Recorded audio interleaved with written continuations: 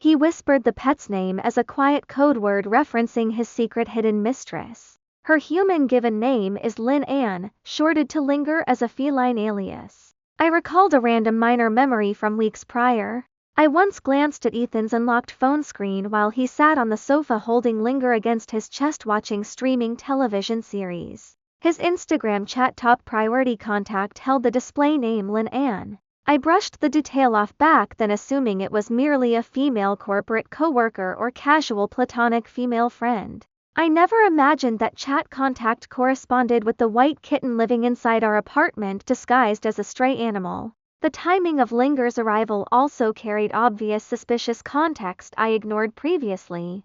Exactly 6 weeks prior, Ethan departed on a scheduled corporate business trip flying to Chicago via Alaska Airlines flights. He sent daily hotel room location check-ins and conference venue photographs to reassure me nothing untoward occurred during his out-of-town work assignment. Yet the evening he returned home from the Chicago trip, his luggage contained an unfamiliar women's cream cashmere knit sweater. He brushed off my brief questioning, claiming he accidentally packed a female coworker's garment and stashed it deep within the closet to return later. I fully believed his fabricated excuse at that time without any lingering doubt. Now I recalled the sweater's exact soft creamy white color matching Linger's full-body snow-white fur coat precisely. When I finally pushed open the animal clinic's glass front door, a thick mixture of veterinary disinfectant and cat shampoo scent washed over my senses instantly. The front desk receptionist recognized my face and greeted me warmly. "Mrs. Hayes, did you bring Linger in for her scheduled space surgery today? 2 cats require sterilization." I set the travel carrier down flat on the front counter desktop. 1 female kitten and 1 stray tomcat I caught climbing through my apartment window to mate with her. Schedule both procedures back to back. The receptionist leaned forward to peer inside the carrier mesh window, looking slightly confused. Where did this large stray tomcat come from exactly? He wandered into my apartment through the 2nd floor bay window and mated with my house kitten uninvited. Sterilizing him prevents future neighborhood stray cat overpopulation issues, so it's a responsible choice. The receptionist smiled politely and began inputting animal information onto her desktop computer system. What name should I register for this male cat patient? I lowered my gaze to stare at the gray tomcat glaring furly through the carrier mesh. Call him Yearn, short for yearly remembrance. New bullet screen commentary scrolled rapidly across my eyesight overlay. Yearn paired with Linger, the wife's subtle hidden jab, is brilliant wordplay. She's sending a quiet warning message straight to the male lead cat. This side character wife is far more calculating and ruthless than the novel's original written portrayal. The male lead cat cannot verbally argue back, trapped in feline form. The transmigration system lacks telepathic communication functionality for animal hosts. This plot twist is absolutely iconic. The receptionist finished entering all registration data, then called Dr. Lynn out from the back examination suite. Dr. Lynn is a 30-something gentle male veterinarian wearing standard medical scrubs and thin wire-rimmed eyeglasses. He stepped over to lift the carrier's mesh flap and inspect the 2 cats inside. This tomcat possesses a well-muscled, sturdy frame. He does not appear to be a pure feral stray judging by his physical build. Perhaps he wandered away from a nearby residential household and got lost? The tomcat instantly hissed, aggressively extending sharp claws, swiping toward the veterinarian's outstretched hand. Dr. Lynn quickly pulled his arm back out of reach, letting out a small surprised chuckle. He has quite a hostile temper. We will run full pre-surgery blood work panels first. If all vitals register normal, we can perform both sterilization operations today during clinic business hours. That arrangement works perfectly for me, I replied to the veterinarian. Keep both cats under clinic observation overnight post-operation. I will return tomorrow afternoon to collect the travel carrier with them inside. I turned around and exited the animal clinic, stepping back outside into warm afternoon sunshine. The following afternoon I returned to the veterinary clinic to pick up the carrier crate. Dr. Lynn handed the travel carrier back to me with a strange hesitant expression crossing his facial features. We encountered unexpected complications during the tomcat's surgical anesthetic recovery phase. He woke up far earlier than standard patient recovery timelines and attempted to tear open his surgical wound bandages with his claws. We administered additional sedative medication to calm him down, resulting in slightly larger incision sutures than usual. Make certain to monitor his wound closely once you return home, prevent him from licking the surgical incision site. I nodded my head and completed the payment transaction at the front counter before carrying the carrier back to my apartment residence. Both cats lay motionless side by side inside the carrier interior. They wore cone-shaped Elizabeth recovery collars fastened securely around their necks. Linger curled up in the crate corner with hollow exhausted eyes letting out faint tiny whimpers every few seconds. Yearn the gray tomcat lay flat on his back with his hind legs slightly twitching. A faint pinkish damp stain seeped through the gauze bandage covering his surgical incision area. Once I unlocked the apartment front door, I set the carrier down inside the living room and unlatched the metal gate. Shawan staggered to his paws, shuffling clumsily across the carpet. He twisted his head and glared angrily at me where I stood. If cats could speak human language, his gaze would be bursting with loud complaints. I knelt down to meet his gaze.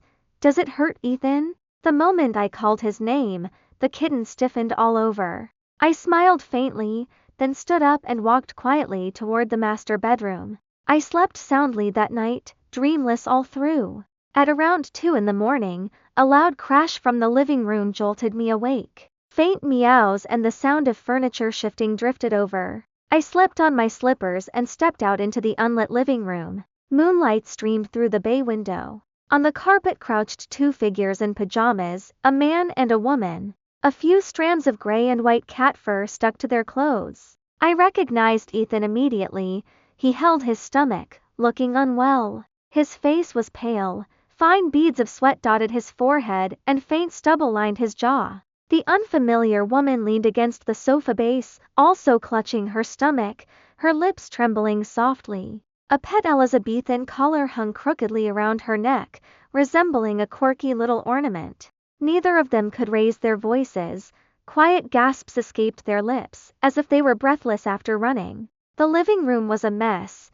The multi-level cat tree had toppled over. The litter box overturned with cat sand scattered everywhere. And the pet carrier leaned against the wall with its zipper undone. I stood in the hallway, watching them bathed in moonlight. Ethan spotted me first. His amber eyes widened, filled with shock and panic. He parted his lips and whispered softly, "Briar." I said nothing, simply watching them silently. It turned out the kitten who kept me company had secretly transformed into human form in the dead of night. This was a gentle, wondrous little secret shared between us. The woman Lynn Ann also caught sight of my standing figure and instinctively attempted to shuffle backward away from my line of sight. Her bare shoulder slammed hard against the solid wooden sofa leg, sending a sharp hollow thud echoing through the silent apartment. Tears streamed freely down her cheeks, streaking the faint leftover cosmetic foundation still clinging to her facial skin. I stared at her for 3 full quiet seconds before picking up the landline telephone handset mounted on the entryway wall shelf. I dialed the local 911 emergency dispatch number immediately. "Hello, dispatch operator, I require an ambulance sent to my downtown Seattle apartment building. 2 individuals sustained severe internal bleeding injuries requiring urgent emergency medical treatment." I recited the exact residential address of our high-rise apartment unit clearly into the phone receiver. After ending the emergency call, I crossed over to the fabric sofa and grabbed a thick fleece throw blanket, draping it loosely over both of their bare bodies. Lynn scrambled to wrap the blanket around herself hurriedly, yet the rigid plastic Elizabeth collar stuck outside the fabric folds, looking absurdly comical. Ethan attempted to push himself upright onto his feet the second the blanket covered him, yet collapsed backward onto the carpet floor instantly. A dull heavy thud echoed as the back of his skull struck the hardwood floorboards. His chest heaved rapidly with labored uneven breathing while fresh blood continued leaking through his tightly pressed fingers onto the carpet fibers beneath him. I stood beside his collapsed frame, staring down at him silently without offering any comfort or assistance. The ambulance arrived within several minutes, with loud rapid stairwell footsteps echoing through the apartment building hallway shortly after I placed the emergency call. I opened the front door wide to greet two uniformed EMT paramedics carrying foldable medical stretchers.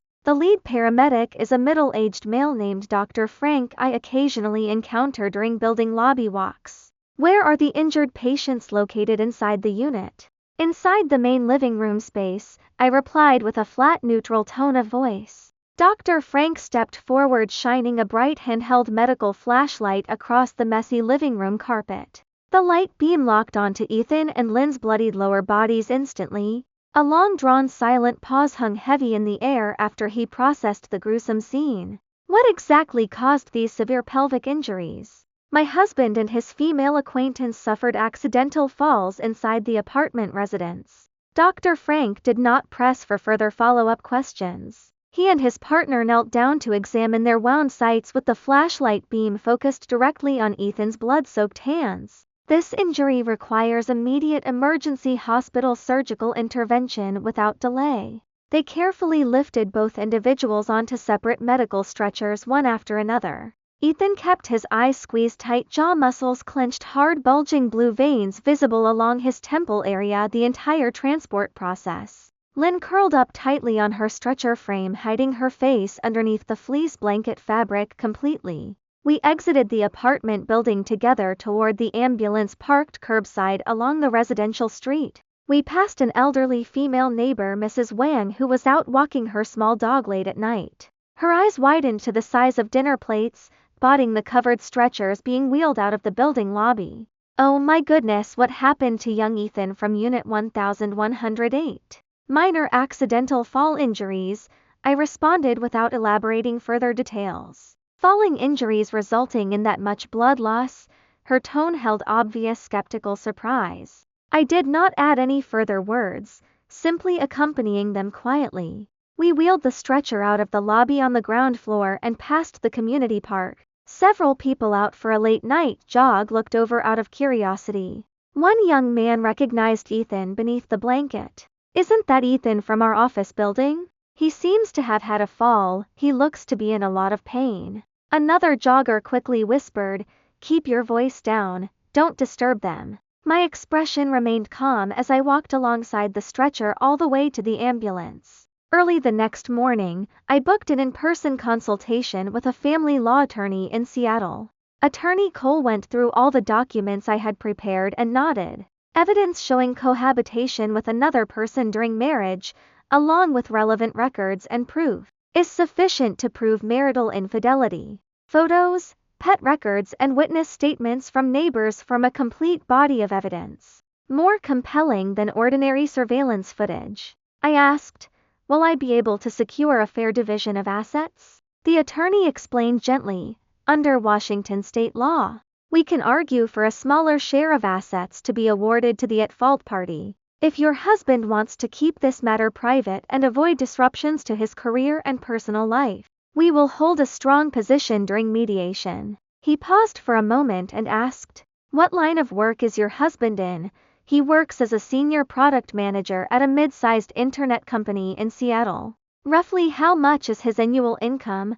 Around $120,000 US. The company employs 200 to 300 staff members, I replied. Attorney Cole adjusted his glasses and said earnestly, he will care deeply about his professional reputation and won't want his personal affairs to affect his job. I recommend beginning private negotiations first, instead of filing a lawsuit immediately. With solid evidence on your side, you can strive for a reasonable property settlement and resolve everything amicably.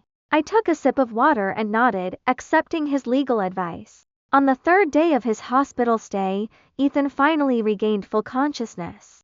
I received a phone call notification from the ward nursing station while seated at my corporate office workstation, so I requested temporary tow leave and drove straight to the downtown medical center. When I entered his private hospital suite, he sat propped upright against adjustable bed railings. His facial skin retained a sickly pale gray tone with cracked dehydrated lips and bloodshot amber irises heavy with exhaustion. The female patient Lynn checked herself out of the hospital ward the previous afternoon, escorted by a female friend's private vehicle per nursing station records. I pulled out a spare plastic visitor chair, placing it beside his hospital bed frame before sitting down quietly. A lengthy stretch of heavy silent tension filled the private hospital room airspace. Ethan broke the silence first, speaking in a raw, gravelly voice barely audible. "You uncovered all of the truth by then." I nodded my head once in silent confirmation. That stray tomcat I shifted into was truly me all along. I kept my facial expression neutral without offering verbal response to his confession. "When exactly did you piece every hidden detail together?" "The afternoon I caught both of you mating together inside our apartment living room bay window area." Ethan's lips parted, attempting to formulate a rebuttal, yet no coherent sentences emerged from his throat. "Ethan Hayes, we need to proceed with filing divorce paperwork immediately," I stated in a calm monotone resembling formal legal document wording. "The downtown high-rise apartment transfers fully into my sole property ownership. Our registered sedan vehicle will be assigned to my possession as well. All individual personal bank savings accounts remain separate without cross-settlement transfers between us. This settlement offer accounts for 3 years of shared marital consideration on my part." He remained mute without any verbal counter-arguments voiced. "If you refuse to sign the pre-negotiated divorce settlement, I will submit all veterinary medical records, witness neighbor statements and photographic evidence as formal court exhibits during litigation proceedings. Every coworker at your tech corporation, all friends within your personal social circle will gain full access to the graphic medical injury details from that night inside our marital residence." Ethan's facial color drained even paler hearing my clear, unwavering ultimatum. "I consent to private mediation settlement negotiations without contested court litigation." He relented in a defeated, quiet tone.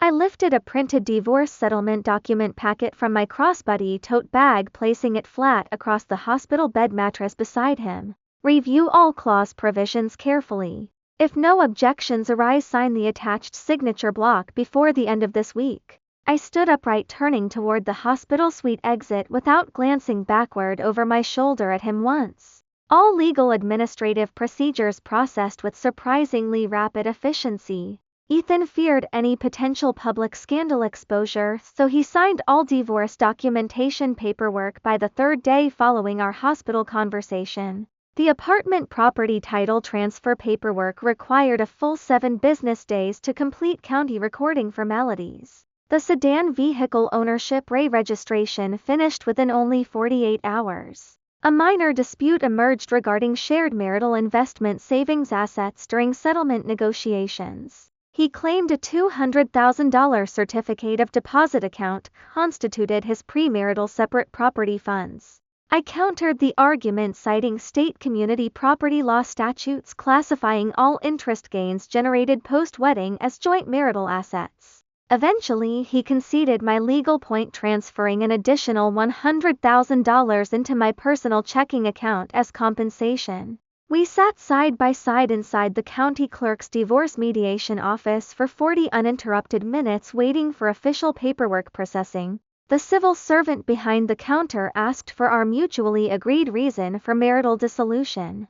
I simply stated irreversible emotional estrangement without elaborating further private affair details. Ethan did not utter a single supplementary comment of any kind. After exiting the county clerk office building, we stood together on the concrete front entry stairway. "Briar, I'm genuinely sorry for every harmful action I committed against you." Ethan spoke in a faint, barely audible murmur. I stared directly at his facial features, counting 5 full quiet seconds before responding to his apology statement. "Ethan Hayes, do you remember how many times you voluntarily offered genuine warm smiles toward me during our 3 years of legal marriage?" He fell silent, instantly unable to provide a numerical answer to my straightforward question. Not a single solitary instance occurred across the entire 3-year marriage timeline, I clarified flatly. He lowered his gaze, staring down at the concrete stair pavement beneath his sneakers. I turned around, walking away from his stationary figure without lingering another second. After traveling roughly 15 paces down the sidewalk, I caught a quiet, mumbled sentence drifting over from behind my back. "I never intended to hurt you intentionally." I did not twist my head to glance backward toward him. That phrase rings hollow and meaningless on every level. No accidental extramarital affair. No unintentional deception.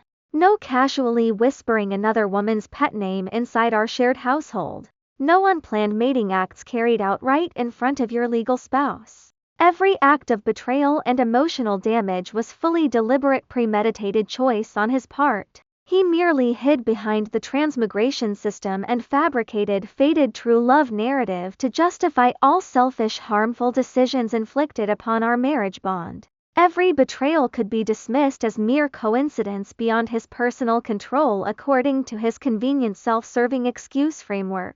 I unlocked my sedan passenger door, tossing my fabric tote bag onto the front seat, before sliding behind the steering wheel and turning the vehicle ignition on. Glancing into the rearview mirror, I watched Ethan's solitary figure shrink smaller and smaller, receding into the distant county clerk building background until fading completely out of frame amid street traffic streams. I refocused my gaze forward, shifting the transmission gear and pressing lightly onto the vehicle gas pedal.